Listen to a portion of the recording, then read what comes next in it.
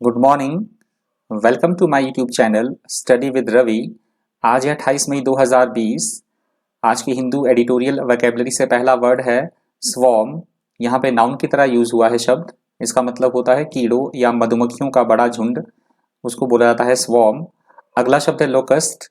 Locust यहाँ पे noun की तरह वर्क कर रहा है। इसका मतलब होता है कीट जो फसल को नुकसान पहुंचाते हों, या हम बोल सकते हैं टिड्डी। अगला शब्द है बैटर्ड। बैटर्ड यहाँ पे एडजेक्टिव की तरह यूज हुआ है। इसका मतलब होता है क्षतिग्रस्त होना।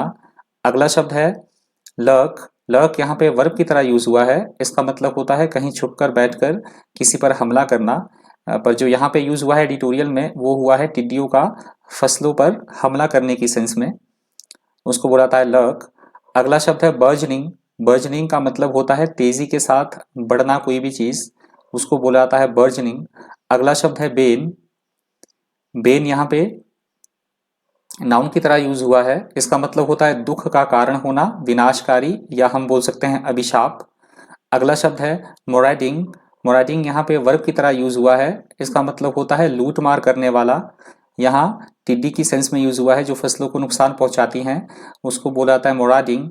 अगला शब्द है एम्पलीफाई। एम्पलीफाई यहाँ पे वर्ब की तरह यूज हुआ है। इसका मतलब होता है तेजी के साथ बढ़ना।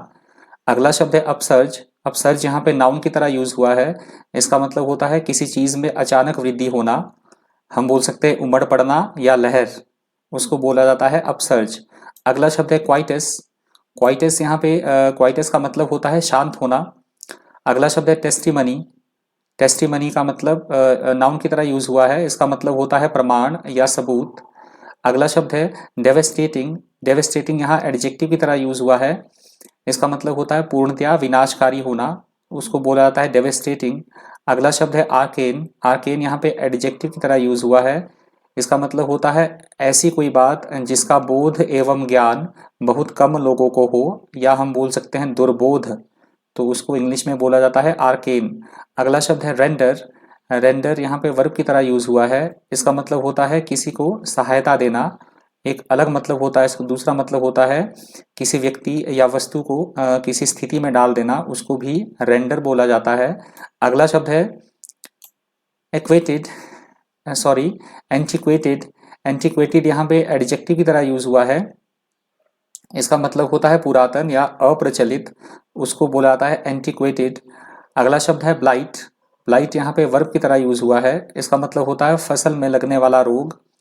एक अलग सेंस में इसका यूज हो सकता है समस्याएं उत्पन्न करके हानि पहुंचाना, या हम बोल सकते हैं अभिशाप, उसको बोला जाता है ब्लाइट। अगला शब्द है पेस्टिलेंस। पेस्टिलेंस यहाँ पे नाउन की तरह वर्क कर रहा है। इसका मतलब होता है महामारी। अगला शब्द है पैराडॉक्सिकली। पैराडॉक्सिकली यहाँ पे एडवर्ब के रूप में यूज हुआ है। इसका मतलब होता है विरोधाभासी रीति से, तो उसको इंग्लिश में बोला जाता है पैराडॉक्सिकली।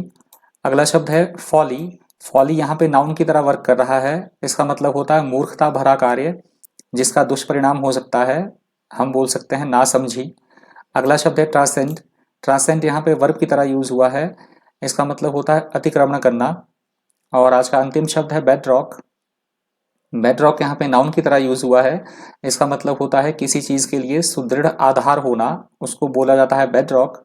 तो ये आज का अंतिम शब्द था। इस डॉक्यूमेंट की पीडीएफ आपको मेरे टेलीग्राम चैनल पे मिलेगी। टेलीग्राम चैनल पे यदि आप सर्च करोगे स्टडी विद रवि, तो वहाँ पे चैनल आपको मिल जाएगा, तो वहाँ से आप इसकी पीडीएफ डाउनलोड कर सकते हैं। और ऑडियो के लिए आप मुझे खबरी ऐप पे फॉलो कर सकते हैं। तो आज की वोकैबुलरी इतनी ही थी। Thank you. Thanks for watching.